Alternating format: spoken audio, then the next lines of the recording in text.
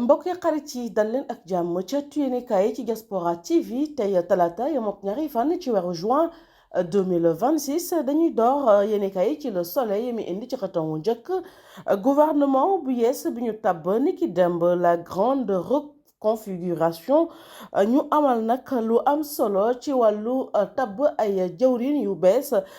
ci wàllu wu nekk ci réewu Sénégal. Très attendu, le nouveau gouvernement dirigé par Ahmadou Al-Amin Mohamed Lo a été dévoilé hier soir. Entre continuité et renouvellement, il compte 18 nouveaux entrants issus de PASTEF, de la coalition Diomaye Président, des alliés et de la technocratie. Le Premier ministre trace sa feuille de route mu nekk nag gis nañu ay bopp yu bees ci gouvernement bu yees bi ñu tabb ni ki demb ci guddi la ñu fësal boobee liste ki ko amal di Al Amin Lo mi nga xam ne nag moom mooy jiital jawriñ yi. Le Soleil yéenekaay dikk na nag ci avant projet de révision constitutionnelle bi nga xam ne nag moom la ñuy waxtaane ca conseil constitutionnel. Juróom-ñaar ñi nga xam ne moom la ñuy dippee les 7 sages valident la saisine du chef de l'État. Le Soleil dikk na it ci disparition de professeur Moustapha Kassé mi nga xam ne nag ku ñu ràññee woon la ci wàllu njàng mi ak njàngale mu kawe mi. UCAD rend hommage à un universitaire d'exception. Ñu desandi ba tey ci boobu la yéenekaay waxtaane final CAN U17 Sénégal digganteem ak Tanzanie dina am niki tey bu juróom-ñaari waxtu ci ngoon jotee. Les Lionceaux à 90 minutes d'un nouveau sacre. Ñu jàll ci beneen yéenekaay ci bés bi ba tey Le Walf Quotidien journal Front de Terre bi dikk na ci formation wu nouveau gouvernement bu Sénégal. Tabb nañu ay jawriñ yu yees ci gouvernement bu Sénégal. Diomaye s'assume le programme Diomaye Président et le plan Sénégal Vision 2050, les nouvelles lignes directrices. Ces ministres qui ont tourné le dos à Sonko, Mohamed Makhtar Cissé, Moussa Sarr, Mamadou Lamine Dianté, Djirey Clotilde Coly, ces nouveaux entrants, Cheikh Diba, renforcés mu ngi ci page 3 ak 4 bi ci Walf Quotidien. ñu wax ci leneen ci beneen yéenekaay L'As lay doon ci xët wu jëkk wa ñu ngay fësal nataalu ki nga xam ne nag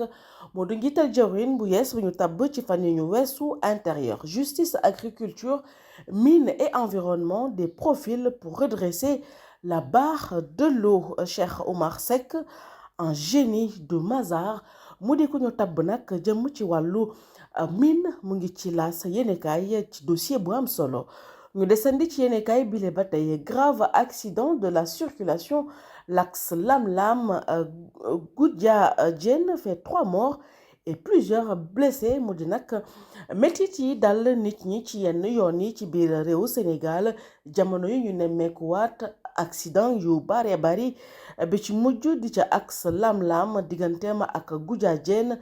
ñett nit ñàkk nañu fa seeni bakkan. ba tey rek L'As dikkat na ci génnub àddina professeur Kassé, un géant s'est effondré en silence. mu di koo xam ne ràññee nañ ko lool ci wàllu njàngale mu kawe mi mu doon koo xam ne nag kenn du ko natable ci wàllu xam-xam waaye wàllu dëggu ci lépp rek loo xam ne ñu ngi koy andi ci wàllu njàng mi ak njàngale mi ci réewum Sénégal. Recomposition politique, la coalition de Sonko se fissure. Reste avec le président Faye. Les rebelles pastéfiens s'assument. mu di nag loo xam ne giite ngaas la diggante pastéfiens yi ak ñi fare ci Diomaye Président mu ngi ci L'As yéenekaay. Libération dikk na ci les prémices d'une confrontation. Le PASTEF annonce sa non-participation dans le gouvernement. Dr Ibrahima Sy, Yankhoba Diémé, Dr Alioune Dione, Moustapha Fofana, Bakary Sarr, Baye Lahan Ndiaye passent outre les directives du COMEX. PASTEF Bignona décrète l'exclusion du nouveau ministre des Forces armées. PASTEF Podor exclut Dr Ibrahima Sy. PASTEF Keur Massar retire Marie-Angélique Diouf. Les alliés de PASTEF Déthié Fall, Moustapha Guirassy, Boubacar Camara, Mamadou Lamine Dianté et Cheikh Tidiane Dièye reste dans l'équipe gouvernementale ñu ngay dal di xarab wala di ŋàññi ñi nga xam ne nag bërëxal nañ leen ci gouvernement bu yees bi ñu tabb ni ki demb ci guddi ñi nga xam ne ñoo fare ci Pastef rafetlu wuñu benn yoon ñenn ñi nga xam ne dañoo desandi ci gouvernement bi nga xam ne nag amal nañ ko ni ki demb la di Guy Marius Sagna nekk député ci parti Pastef yëkkati na ay kaddu jëmale ko ci li nga xam ne moo xew ni ki demb c'est un braquage électoral contre Pastef et ses électeurs. Le Premier ministre Ahmadou Al-Aminou Mohamed Lo, un homme d'État, doit veiller à ce que la patrie et la République soient au-dessus des considérations partisanes. Makhtar Cissé et Maître Moussa Sarr, deux technocrates à l'intérieur et à la justice mu di ñaar ñoo xam ne dañ leen tabb ci lu yees ci gouvernement bu Sénégal kenn ki ñu yóbbu ko intérieur kenn ki ñu yóbbu ko ci wàllu yoon ak yoonal la ñu wax ci leneen ci Libération ba tey cité de l'émergence à Doha accablé après la chute mortelle d'un ouvrier sierra-léonais du 6e étage. L'enquête policière en cours révèle que les ouvriers, en majorité des Sierra-Léonais et des Chinois, travaillaient sans protection. La déposition de Tang Guoqiang, la responsable des travaux à Adowa, qui évoquait un malaise de l'ouvrier taillé en pièces. ñu dem ci tribune yéenekaay ci xët wu jëkk wa ñu ngay waxtaanee ba tey li nga xam ne moom la yéenekaay yépp xëyee ni ki tey mu di rek gouvernement bu yees bi ñu tabb ni ki demb fasal ko ci guddi Diomaye acte le divorce avec Pastef wane na rek ne diggante ki la di Bassirou Diomaye Diakhar Faye ak leaderu Pastef bi la di Ousmane Sonko seen diggante daanaka joxante ñu ginnaaw loolu la nataal bi dal di fësal ci tribune yéenekaay ñu wax ci annulation de la réintégration de Sonko 17 députés saisissent le Conseil constitutionnel gannaaw nag bañu ko ba mu dellusi waate fële ci Assemblée nationale dal di doon njiit la moomu Ousmane Sonko ñu faree ci kujje gi toll ci fukk ak juróom ci député ñoom nag porté nañu dossier bi ngir contrer li nga xam ne moom la ñu amal yóbbu ko dal di koy yebal fële ca Conseil constitutionnel la ngir ñu dal di annuler li nga xam ne nag mooy dellu seem foofee ca Assemblée nationale. L'Observateur mu ngay fësal nataalu njiiti réew mi di Bassirou Diomaye Diakhar Faye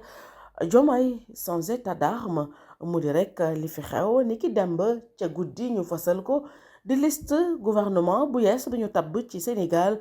formation du nouveau gouvernement de Al-Aminou Lo mu ngi ci L'Observateur.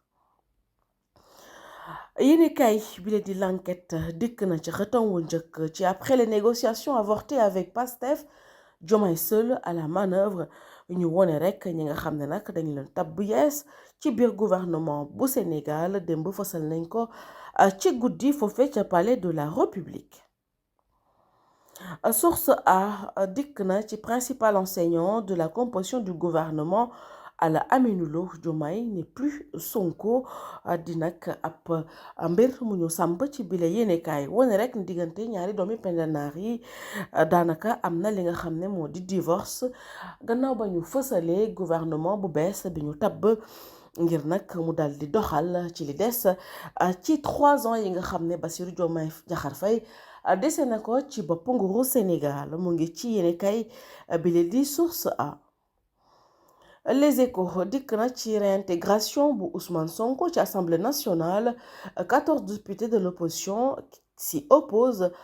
fermement. Ils ont saisi hier les 7 sages d'un recours. L'article 57 de la Constitution brandi pour amener le Conseil à se prononcer mu nga ca page 3 ba waaye ñu ngi laaj ci conseil bi mu dal di dakkal li nga xam ne nag ñu ngi koy tuddee forfaitaire mu di delloo Ousmane Sonko ca Assemblée nationale gannaaw ba ñu ko wàccee ca primature. Acte de réintégration de Sonko refusé aux députés. Diomaye écarte Pastef et mise sur ses alliés mu di gouvernement bu yees bi ñu amal ni ki demb te fasal ko ca guddi foofee ca palais de la République. ñu jàll ci point actu sport ngir ndar képp xibaar yi ci suba gi. Ama Baldé retrouve la liberté après son passage devant le juge gannaaw nag ba ñu ko tegee loxo ba mu delsi fii ci Sénégal moom Ama Baldé ba mu jàkkaarloog juge ba mujj nañ ko bàyyi mu dal di dellu ci ay mbokkam pour le bonheur de la famille de lutte. Clotilde Diéry Coly nouveau ministre de la jeunesse et des sports du Sénégal mu di ki nga xam ne nag moo fi wuutu Khady Diagne Gaye mi nga xam ne nag wàcce nañ ko ca jamono yële ca ginnaaw ñu tabb démb ci guddi gouvernement bu yees ñu gis ko ci moom Clotilde Diéry Coly tabb nañ ko ministre de la jeunesse waaye dénk ko lépp rek loo xam ne dem na ci tàggat yaram. Record yéenekaay dikk na ci mondial 2026 bi ñu dëgmal les 10 réservistes c'est entre Sapoko Mbow Ilaay et Chérif mu di ñeent ñoo xam ne ni dañ leen a ràññee nag ci tanière des lions ñuy laajte kan rek ci ñi ñoo war a toog bañ a bokk ci 11 de départ bi nga xam ne nag dinañu amal seen jongante bu njëkk ci fukki fan ak juróom-ñeent ci weeru juin bi ñu nekk ñu desandi ba tey rek ci record yéenekaay lionceaux yi nga xam ne dinañu jàmmarloo ak Tanzanie niki tey bu 19h jotee les lionceaux visent une deuxième étoile yal na leen ko yàlla defal te yombalal leen ko yéen ñi nga xam ne yéenay topp Diaspora TV ñu ngi leen di ñaanal yendu bu neex te ànd ak jàmm ju bari ëllëg dinañu delsi ci revue des titres ci seen matinal Diaspora réveil Diaspora ñu ngi leen di ñaanal bëccëgu jàmm.